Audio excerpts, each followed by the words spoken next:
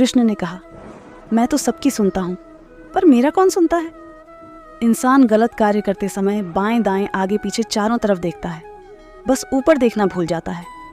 आपके साथ अब तक जो हुआ अच्छे के लिए हुआ, आगे जो कुछ होगा अच्छे के लिए होगा, जो हो रहा है वो भी अच्छे के लिए हो रहा है। इसलिए हमेशा वर्तमान में जो भविष्य की चिंता मत करो। तू करता वही जो तू चाहता है, होता वही है जो मैं चाहता हूँ तू वही कर, जो मैं चाहता हूँ फिर होगा वही जो तू चाहता है। उससे मत डरो जो वास्तविक नहीं है, ना कभी था ना कभी होगा जो वास्तविक है। वो हमेशा था, उसे कभी नष्ट नहीं किया जा सकता।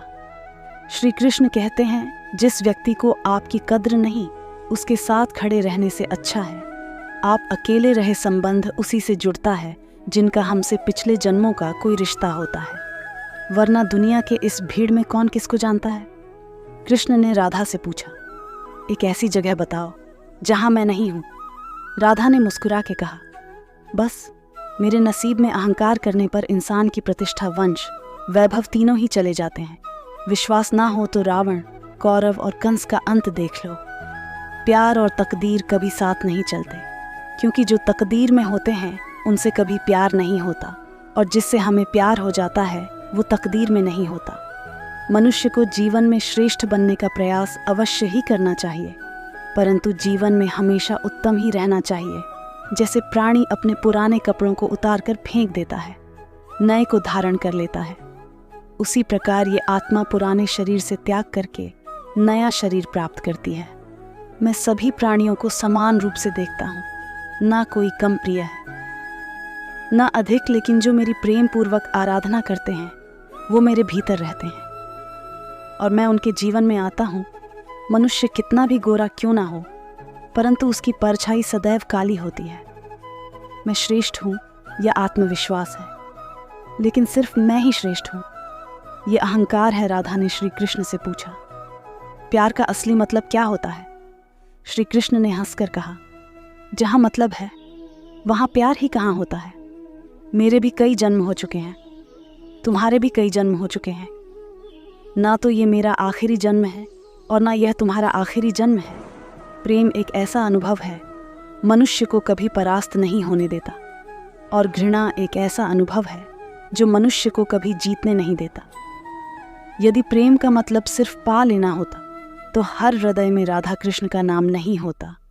अच्छे किस्मत के लोग थोड़ा भी बुरा होने पर भगवान को कोसते हैं, और बुरी किस्मत के लोग थोड़ा भी अच्छा होने पर भगवान का स्मरण और धन्यवाद करते हैं। स्वार्थ से रिश्ते बनाने की कितनी भी कोशिश कीजिए वो कभी नहीं बनते, और प्रेम से बने रिश्तों को कितना भी तोड़ने की कोशिश कीजिए वो कभी नहीं टूटते। मान अपमान, लाभ हानि, खुश हो जाना या दुखी हो जाना, ये सब मन की शरारत है।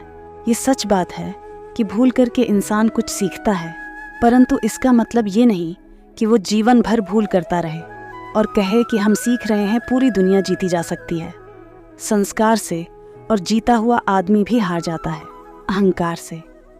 अच्छा इंसान बनने के लिए उतना ही प्रयास कीजिए जितना सुंदर दिखने के लिए करते हैं। सत्य को अपमान वही व्यक्ति मानता है जिसे असत्य से कोई लाभ हो। निंदा से घबराकर कभी अपने लक्ष्य को न छोड़ें, क्योंकि सफलता मिलते ही निंदा राय में बदल जाती है।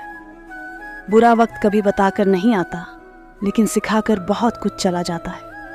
फर्क सिर्फ सोच का है, वरना जिंदगी में समस्याएं कमजोर करने के लिए नहीं, मजबूत बनाने के लिए आती है। अगर मार्गदर्शन सही मिले तो एक छोटा सा दीपक भी किसी सूरज से कम नहीं। जिस इंसान को हार और जीत से कोई फर्क नहीं पड़ता, वो दूसरों की जीत में भी खुश रहता है। जिंदगी में दो लोगों का होना बहुत जरूरी है, एक कृष्ण जो ना लड़े फिर भी जीत पक्की कर दे, दूसरा कर्म जो हार सामने हो फिर भी साथ न छोड़े। अच्छे लोगों की कृष्ण परीक्षा बहुत लेता है, परंतु साथ नहीं छोड़ता, और बूढ़े लोगों को कृष्ण बहुत कुछ देता है, परंतु साथ नहीं देता। भरोसा अगर खुद पर रखो तो ताकत बन जाती है, और दूसरों पर रखो तो कमजोरी बन जाती है। आप कब सही थे इसे कोई याद नहीं रखता है, परंतु आप कब गलत थे इसे सब लोग याद रखते हैं। जन्म लेने वाले के लिए मृत्यु उतनी ही निश्चित है जितना कि मृत्यु होने वाले के लिए जन्म लेना। इसलिए जो है उस पर शोक मत करो। खाली हाथ आए खाली हाथ वापस चले जाओगे। आज तुम्हारा कल किसी और का था, परसों किसी और का होगा जिसे तुम अपना समझकर मग्न हो रहे हो। बस यही प्रसन्नता तुम्हारे दुखों का कारण है। मनुष्य का जीवन केवल उसके कर्मों पर चलता है। जैसा कर्म होता है वैसा उसका जीवन होता है।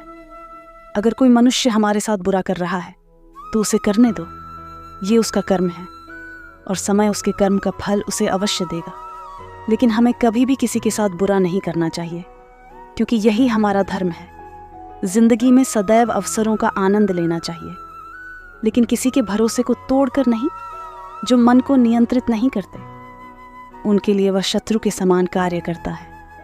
अगर व्यक्ति शिक्षा से पहले संस्कार, व्यापार से पहले व्यवहार और भगवान से पहले माता पिता को पहचान ले तो जिंदगी में कभी कोई कठिनाई नहीं आएगी। बंधन रिश्तों का नहीं, एहसासों का होता है। जहाँ एहसास रिश्ता खत्म, मेरे रोने पर मेरे आंसू कृष्ण जी पोंछ देते हैं। देखते तो नहीं है, पर मुझे पता है वो मेरे संग बैठकर रो देते हैं। अगर ईश्वर तुम्हें ज्यादा प्रतीक्षा करवा रहे हैं तो हो सकता है जितना तुमने मांगा है उससे ज्यादा तुम्हें देने वाले हैं। इस संसार में मनुष्य किसी भी रूप में बड़ा नहीं होता, बल्कि मनुष्य के पीछे जो ताकत खड़ी होती है वो ज्यादा बड़ी होती है। सदैव संदेह करने वाला व्यक्ति के लिए प्रसन्नता ना इस लोक में है न कहीं और। अगर आप जीवन असफल होते हैं तो आपको दोबारा प्रयास करने में कभी नहीं घबराना चाहिए, क्योंकि जब आप दोबारा प्रयास करते हैं तो आपकी शुरुआत सुनने से नहीं बल्कि आपके अनुभव से होती है। मनुष्य अपने विश्वास से निर्मित होता है। जैसा वो विश्वास करता है वैसा वो बन जाता है। इस पूरे ब्रह्मांड में ऐसी कोई ताकत नहीं जो इंसान की इच्छाओं की पूर्ति कर सके, क्योंकि इंसान की इच्छाएं एक समुद्र समान होती है जिसे कभी भी भरा नहीं जा सकता। इंसान का मुश्किल वक्त उसके लिए एक दर्पण की तरह होता है जो हमारी क्षमताओं का दर्शन हमें करवाता है। ईश्वर ने जो हमारे भाग्य में लिखा है उसे हमसे कोई नहीं छीन सकता। लेकिन अगर हमें अपने ईश्वर पर सच्चा भरोसा है तो हमें वो भी मिल सकता है जो हमारे भाग्य में लिखा नहीं होता। जो दूसरों की तकलीफ़ों को समझते हैं, जिनमें दया है, दिल से उन्हें दोबारा जन्म नहीं लेना। यदि कोई व्यक्ति प्रेम से, भक्ति से उस फल जल भी मुझे चढ़ा दे तो उसी भाव से उसे स्वीकार करता हूँ और वो मेरा प्रिय भक्त होता है। जीवन में आधे दुख इस कारण जन्म लेते हैं क्योंकि हमारे आशाएं भरी होती हैं। इन आशाओं का त्याग करके देखो, जीवन में सुख ही सुख है। मनुष्य अपने सच्चे हृदय से जो दान दे सकता है वो अपने हाथों से नहीं दे सकता, और मौन रहकर जो हम कह सकते हैं वो हम अपने शब्दों से नहीं कह सकते। इस संसार में मूर्ख व्यक्ति, अधर्मी, अज्ञानी और नास्तिक प्रकृति का व्यक्ति मेरी शरण स्वीकार नहीं कर सकता। एक समय की बात है, एक शहर में बहुत अमीर परिवार रहता था। उस परिवार में किसी प्रकार की कोई चिंता या कमी नहीं थी। परिवार में माता पिता और उनका एक इकलौता बेटा रहता था। वह लड़का अपने माता पिता के पैसों पर ऐश करता था, जिसकी वजह से उसके काफ़ी सारे दोस्त भी बन गए थे। दोस्तों की बुरी आदत से उस अमीर परिवार का लड़का बुरी तरह से गिर गया। उसमें धीरे धीरे बुरी आदतों का विकास होता चला गया। बेटे की बुरी आदतों से परेशान होकर उसके माता पिता प्रतिदिन चिंतित रहने लगे। दोनों अपने बेटों को समझाते, परंतु बेटे को ये बात समझ में नहीं आती थी। माता पिता को ये समझ नहीं आ रहा था आखिरकार बेटे की बुरी आदतों को किस तरह सुधारा जाए। ये बात उनके लिए एक चिंता का विषय बन गई थी। बेटे की बुरी आदतों से परेशान होकर उसके पिता ने उसे एक सबक के जरिए संगति के असर के फायदे और नुकसान के बारे में सिखाना चाहा।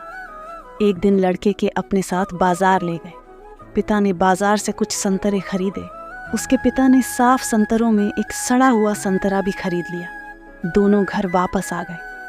घर आकर पिता ने बेटे को बोला, बेटा तुम इन संतरों को अलमारी में रख। पिता की आज्ञा मानकर बेटे ने सारे संतरे अलमारी में रख दिए। कुछ दिन बाद पिता ने बेटे को फिर से बुलाया और बोला, बेटा जो संतरे तुमने अलमारी में रखे थे उनको बाहर निकाल कर ले आओ। लड़का संतरे निकालने चला जाता है, लेकिन जैसे ही अलमारी खोली तो देखा सारे के सारे संतरे सड़ चुके थे।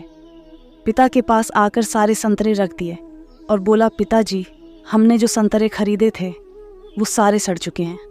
बेटे की बात सुनकर पिता ने बेटे को समझाया और बोला, देखा बेटा, जो हमने संतरे खरीदे थे उनमें से एक सड़ा हुआ संतरा भी खरीद लिया था, जिनकी वजह से बाकी के सारे संतरे भी सड़ गए। यही बात मैं तुम्हें कहना चाहता हूँ। यदि तुम बुरे दोस्तों की संगति में रहते हो तो तुम्हारी सोच और आदतें भी वैसी ही हो जाएगी, फिर चाहकर भी तुम अच्छे इंसान नहीं बन सकते।